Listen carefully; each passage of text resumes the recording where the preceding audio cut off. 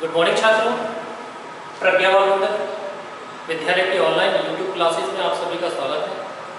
छात्रों, जैसा कि पिछली वीडियो में हमारा पीसीएमबी का चल रहा था पूरा और यूनिट नंबर 2 पूरी बात चल रही है हमारी अध्ययन और चुनौतियों के बारे में चल रही है, पूरी टॉपिक सिस्टम से चल रहे हैं।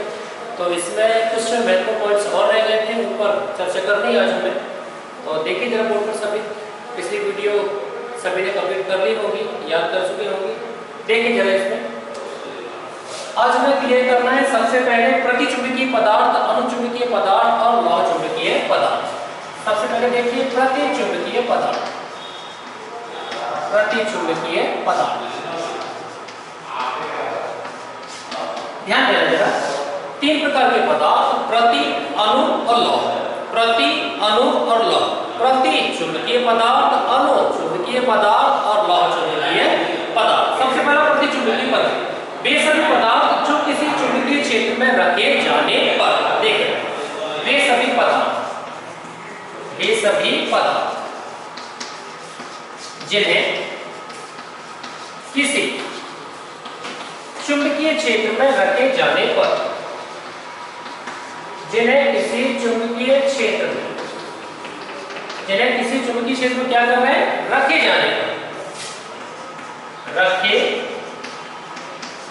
जाने पर, वे सभी पदार्थ जिन्हें किसी चुंबकीय क्षेत्र में रखे जाने पर चुंबक क्षेत्र की दिशा में या चुंबक क्षेत्र की विपरीत दिशा में अल्प चुंबकत्व का गुण ग्रहण कर लेते हैं। रखे जाने पर चुंबकीय क्षेत्र की विपरीत दिशा में, चुंबकीय क्षेत्र की विपरीत दिशा, ध्यान देना इस पॉइंट पर, विपरीत दिशा में, विपरीत दिशा में, कौन सी दिशा में, विपरीत दिशा में, कैसा, अल्प चुंबकत्व का गुण धारण कर लेते हैं। अल्प चुंबकत्व का गुण धारण कर लेते हैं, ध्यान देना भाई, लाइनों को सेटअप ध्यान से करना है सभी को।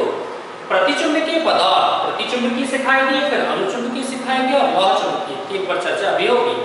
प्रतिचुंबकीय पदार्थ वे सभी पदार्थ जिन्हें किसी चुंबकीय क्षेत्र में रखे जाने पर, ऐसे पदार्थ जिन्हें किसी चुंबकीय क्षेत्र में रखे जाने पर चुंबकीय क्षेत्र की कौन सी दिशा, विपरीत दिशा में क्या कर रहे हैं, अल्प चुंबकत्व का गुण ग्रहण कर लेते हैं, धारण कर लेते हैं। ऐसे पदार्थों को प्रतिचुंबकीय पदार्थ कहा जाता है। ऐसे पदार्थों को प्रतिचुंबकीय पदार्थ के नाम से जाना जाता है। उदाहरण के लिए जस्ता, सोना, चांदी, पानी, हीरा आदि। उदाहरण के लिए जस्ता, सोना, चांदी, पानी, जस्ता, सोना, चांदी, पानी, हीरा आदि। हीरा, ध्यान दीजिए कैसे पदार्थ होंगे आपके, प्रतिचुंबकीय पदार्थ। सभी छात्र गौर से सुने भाई, प्रतिचुंबकीय पदार्थ से संबंधित ओटी भी आ सकती है कि हीरा को कहा जाता है या चांदी को कहा जाता है अनुचुंबकीय, प्रतिचुंबकीय, लौह चुंबकीय, ये सभी है, इनमें से कोई नहीं। तो आपको आना चाहिए एग्जाम्पल क्या क्या है, जस्ता, सोना, चांदी, पानी, हीरा आदि। जस्ता, सोना, चांदी, पानी, हीरा आदि।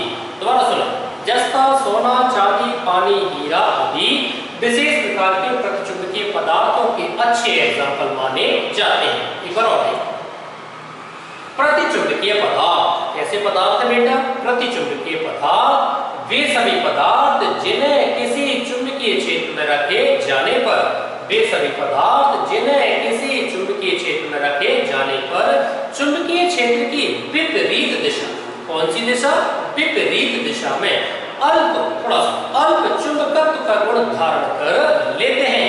उन सभी पदार्थों को प्रतिचुंबकीय पदार्थ के नाम से जाना जाता है। उदाहरण के लिए जस्ता, सोना, चांदी, पानी, हीरा आदि। देखिए जरा, जस्ता, सोना, चांदी, पानी, हीरा आदि। जस्ता, सोना, चांदी, पानी, हीरा आदि विशेष प्रकार के प्रतिचुंबकीय पदार्थों के एग्जाम्पल्स माने जाते हैं। नंबर दूसरा देखिए, अनुचुंबकीय पदार्थ। अनुचुंबकीय पदार्थ,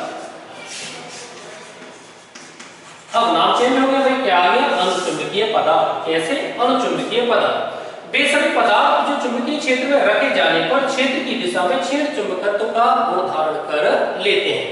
भाई वे सभी पदार्थ जिन्हें चुंबकीय क्षेत्र में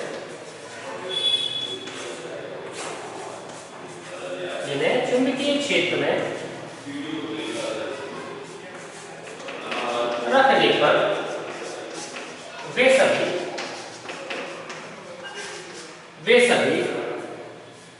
रखे जाने पर वे सभी क्षेत्र की दिशा में, कैसी दिशा में?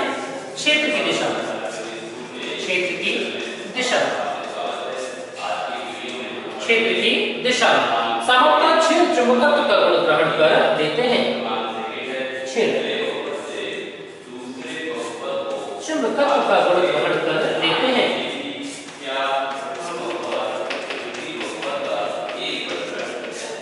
क्षीण चुंबकत्व का गुण धारण कर लेते हैं या ग्रहण कर देते हैं। उन सभी पदार्थों को अनुचुंबकीय पदार्थ के नाम से जाना जाता है। ऐसे पदार्थों को सामान्यतः अनुचुंबकीय पदार्थ के नाम से जाना जाता है। बेटा कैसे?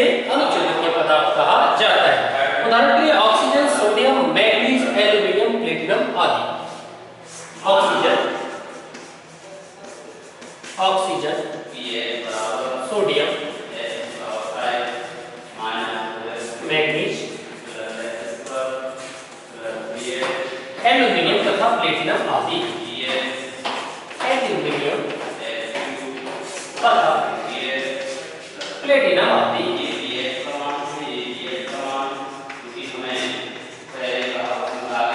सामने देखिएगा जरा, नाम दिया हुआ है भाई अनुचुंबकीय पदार्थ। क्या नाम दिया हुआ है? अनुचुंबकीय पदार्थ। ऐसे पदार्थ जिन्हें किसी चुंबकीय क्षेत्र में रखे जाने पर ये पदार्थ क्षेत्र की ही दिशा में क्षीण चुंबकत्व, कमजोर चुंबकत्व का गुण धारण कर लेते हैं। और सभी पदार्थों को अनुचुंबकीय पदार्थ के नाम से जाना जाता है, जैसे कि ऑक्सीजन, सोडियम, मैग्नीज, एल्यूमिनियम तथा प्लेटिनम आदि। ऑक्सीजन, सोडियम, मैग्नीज, एल्यूमिनियम तथा प्लेटिनम आदि। हम दो पर क्लियर करवाए, आपको तीसरा भी आ रहा है लौ चुंबकीय। देखिए पहला क्या था बेटा? चुंबकीय पदार्थ। दूसरा क्या है भाई आपका? अनुचुंबकीय पदार्थ। प्रतिचुंबकीय, अनुचुंबकीय। प्रति में देखें ऐसे पदार्थ वे सभी पदार्थ जिन्हें किसी चुंबकीय क्षेत्र में रखे जाने पर, चुंबकीय क्षेत्र की विपरीत दिशा में अल्प चुंबकत्व का गुण धारण कर देते हैं। उन सभी पदार्थों को प्रतिचुंबकीय पदार्थ कहा जाता है। उदाहरण के लिए जस्ता, सोना, चांदी, पानी, हीरा। जस्ता, सोना, चांदी, पानी, हीरा आदि। अब आया बात किसके भाई? अनुचुंबकीय। वे सभी पदार्थ जिन्हें चुंबकीय क्षेत्र में रखे जाने पर क्षेत्र की ही दिशा में, इस दिशा में, क्षेत्र की ही दिशा में कैसा? क्षीण, कैसा भाई? क्षीण चुंबकत्व का गुण धारण कर लेते हैं। उन सभी पदार्थों को अनुचुंबकीय पदार्थ कहा जाता है। उदाहरण के लिए oxygen, sodium, manganese, aluminium, platinum आदि। Oxygen, sodium, manganese, aluminium, platinum आदि। इस प्रकार के अनुचुंबकीय पदार्थ के नाम से माने जाते हैं। तीसरा देखिए आप, लौह चुंबकीय पदार्थ। लौह चुंबकीय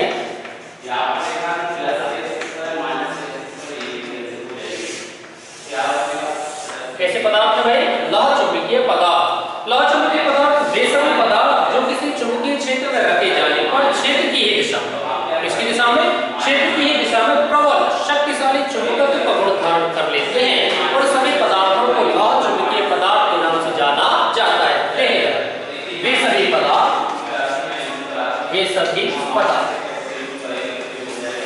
जिन्हें किसी चुंबकीय क्षेत्र में रखे जाने पर, जिन्हें किसी चुंबकीय क्षेत्र में रखे जाने पर भाई वे सभी पदार्थ देखिए, वे सभी पदार्थ जिन्हें किसी चुंबकीय क्षेत्र में रखे जाने पर क्षेत्र की दिशा में,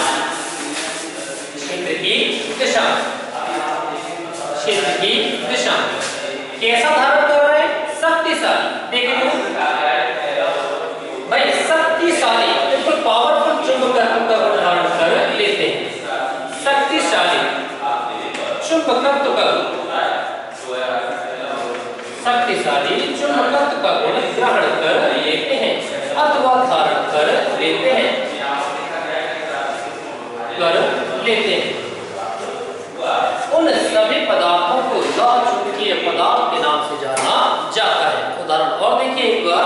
उदाहरण के लिए लोहा, निकेल, कोबाल्ट आदि। उदाहरण है इसके लोहा, निकेल तथा कोबाल्ट आदि। अब देखिए बोर्ड पर एक बार ध्यान से सभी छात्र छात्रा गौर से देखिए भाई, सामान्यतः ये वार्षिक परीक्षा पूछने वाले क्वेश्चन है आईएमपी की श्रेणी में रखा जाता है। प्रतिचुंबकीय, अनुचुंबकीय और लौह चुंबकीय। प्रतिचुंबकीय, अनुचुंबकीय और लौह चुंबकीय। देखिए जरा, नंबर 1 है प्रतिचुंबकीय पदार्थ, दूसरा है अनुचुंबकीय पदार्थ, तीसरा है लौह चुंबकीय पदार्थ। प्रतिचुंबकीय पदार्थ वे सारे पदार्थ या वे सभी पदार्थ जिन्हें किसी चुंबकीय क्षेत्र में रखे जाने पर चुंबकीय क्षेत्र की कौन सी दिशा? विपरीत दिशा। बेटा कौन सी दिशा? विपरीत। चुंबकीय क्षेत्र की विपरीत दिशा में अल्प, थोड़ा सा अल्प चुंबकत्व का गुण धारण कर लेते हैं। उन सभी पदार्थों को प्रतिचुंबकीय पदार्थ के नाम से जाना जाता है। उदाहरण ध्यान रखेंगे, इनसे रोटी भी निकलती है। उदाहरण के लिए जस्ता, सोना, चांदी, पानी, हीरा आदि। जस्ता, सोना, चांदी, पानी, हीरा आदि विशेष प्रकार के प्रतिचुंबकीय पदार्थों के उदाहरण माने जाते हैं। दूसरा है हमारा अनुचुंबकीय पदार्थ। भाई वे सभी पदार्थ जिन्हें किसी चुंबकीय क्षेत्र में रखे जाने पर क्षेत्र की ही दिशा में क्षीण यानी कमजोर चुंबकत्व का गुण धारण कर लेते हैं, उन संपूर्ण पदार्थों को अनुचुंबकीय पदार्थ के नाम से जाना जाता है। उदाहरण के लिए oxygen, sodium, manganese, aluminium, platinum आदि। Oxygen, sodium, manganese, aluminium, platinum आदि विशेष प्रकार के अनुचुंबकीय पदार्थों के उदाहरण माने जाते हैं। इसके अलावा है लौह चुंबकीय। बेटा कौन सा है? लौह चुंबकीय। देखिए लौह चुंबकीय पदार्थ वे सभी पदार्थ जिन्हें किसी चुंबकीय क्षेत्र में रखे जाने पर चुंबकीय क्षेत्र की दिशा में प्रबल या शक्तिशाली चुंबकत्व का गुण धारण कर लेते हैं। उन संपूर्ण पदार्थों को लौह चुंबकीय पदार्थ के नाम से जाना जाता है। उदाहरण देखिए जरा, लोहा, निकेल, कोबाल्ट आदि विशेष प्रकार के लौह चुंबकीय पदार्थ माने जाते हैं। लोहा, निकेल, कोबाल्ट आदि विशेष प्रकार के लौह चुंबकीय पदार्थ माने जाते हैं। तो गौर से देखिए भाई, प्रतिचुंबकीय पदार्थ, अनुचुंबकीय पदार्थ और लौह चुंबकीय पदार्थ बेटा तीनों याद हो जाएंगे, कोई दिक्कत तो नहीं आएगी कहीं से कहीं तक, तीनों कवर हो जाएंगे सारे विद्यार्थियों को। प्रतिचुंबकीय पदार्थ, अनुचुंबकीय पदार्थ और लौह चुंबकीय पदार्थ। सबसे फर्स्ट क्या नाम था?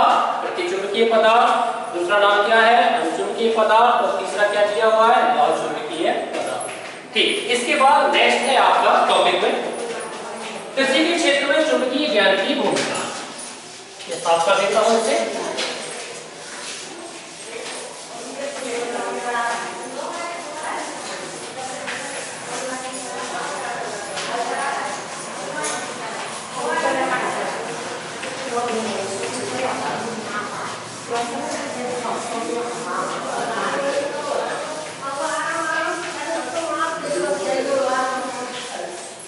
चलिए देखिए जरा, इसके बाद चलते हैं कृषि के क्षेत्र में चुंबकीय ज्ञान की भूमिका। भाई कृषि के क्षेत्र कौन सा क्षेत्र है? कृषि का क्षेत्र। अब क्षेत्र कर दिया भाई कृषि का। कृषि के क्षेत्र में किसके ज्ञान की? चुंबक के ज्ञान। चुंबक के ज्ञान क्या बताना है? भूमिका। गौर करें, मेन शब्द हमारा चुंबक है, लेकिन किस फील्ड में यूज कर रहे हैं? कृषि के क्षेत्र में। गौर करें, कृषि के क्षेत्र में चुंबकत्व की या चुंबक के मैग्नेट या मैग्नेटिज्म का इंपोर्टेंस क्या है? अर्थात कृषि के क्षेत्र में चुंबक के ज्ञान की क्या भूमिका पाई जाती है? चुंबक के द्वारा कृषि के क्षेत्र से संबंधित कौन कौन से उपकरण बनाए जाते हैं? देखिए, कृषि के क्षेत्र में चुंबकत्व के गुण का उपयोग करके कई प्रकार के दैनिक जीवन के विद्युत उपकरण तैयार किए जाते हैं। भाई विद्युत उपकरण क्या देना? विद्युत उपकरण। भाई कृषि के क्षेत्र में चुंबक के ज्ञान की भूमिका। कृषि के क्षेत्र में चुंबक के ज्ञान की महत्वपूर्ण भूमिका ये है कि चुंबकत्व के ज्ञान का उपयोग करके दैनिक जीवन में क्या बनाया है? विद्युत उपकरण, बिजली से चलने वाले उपकरण, यंत्र, मशीनें तैयार की जाती हैं। जैसे विद्युत मोटर, पंखा, थ्रेशर आदि। जैसे विद्युत मोटर,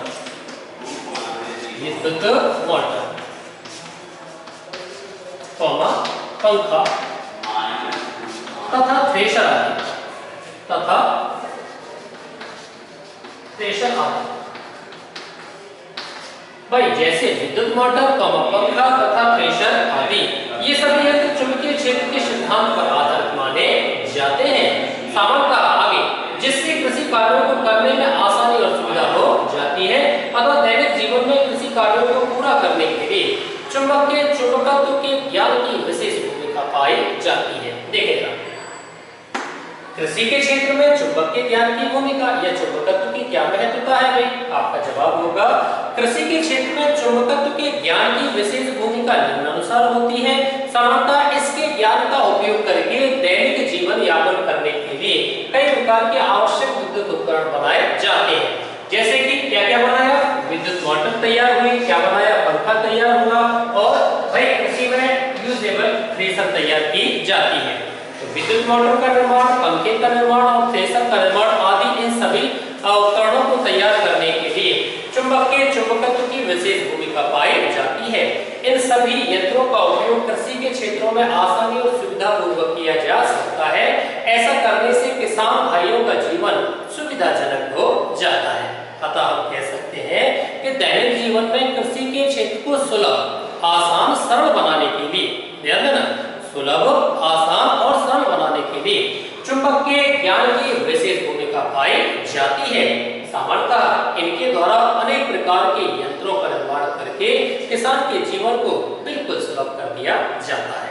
एक बार और देखें, बिल्कुल सिंपल है, थोड़ा सा समझते जाएं, और है उसमें कुछ नहीं।